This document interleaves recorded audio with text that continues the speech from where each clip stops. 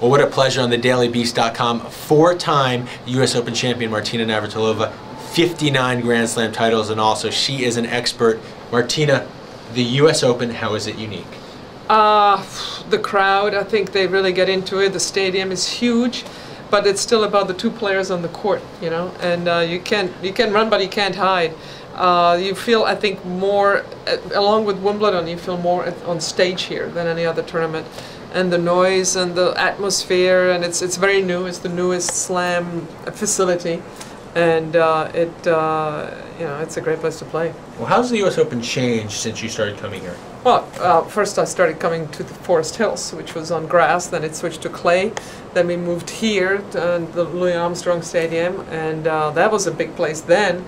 Now they chopped it off and built Arthur Ashe, so it's a completely new facility and a lot of fun to be a part of, because there's so many little mini courts, you know, little mini stadiums, the grandstand and court 11 and court 7, and the crowds can get really close to the action, and the players have to fight their way just to get to the practice court. It's a battle out here.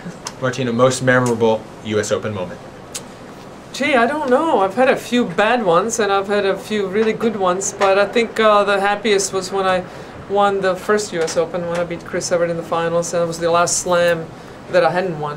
I had been expected to win the year before, and I didn't. Lost to Pam Shriver, and I finally got that monkey off my back. But I think the last one that I won with Bob Bryan, winning the mixed doubles here 3 years ago, you know, 2 months, or 1 month short of my 50th birthday, that was pretty sweet. And who did you beat in the semifinals of the mixed doubles that year? We got a walkover over Justin Gimelstob and Megan Shaughnessy. So I'm glad I could Thank you for defaulting. Otherwise, it may only be 58 titles. I'm glad I could help make history. Martina, what's the state of women's tennis right now? It's interesting. It's sort of in a you know, uncertain area, because we had Justine Henin retire and Kim Clijsters retire. Now Kim is coming back, so she may get back to #1. Who knows? Maria Sharapova, great champion, struggling with shoulder surgery, coming back after the shoulder surgery, and Serena Williams playing unbelievable tennis at the Grand Slams, but really not showing up for the other tournaments.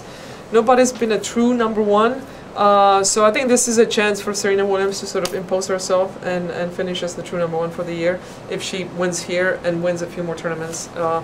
And also a chance for the other players to make their mark, but it's been very unpredictable. Does Serena deserve to be considered one of the best of all time without the consistency on a weekly basis?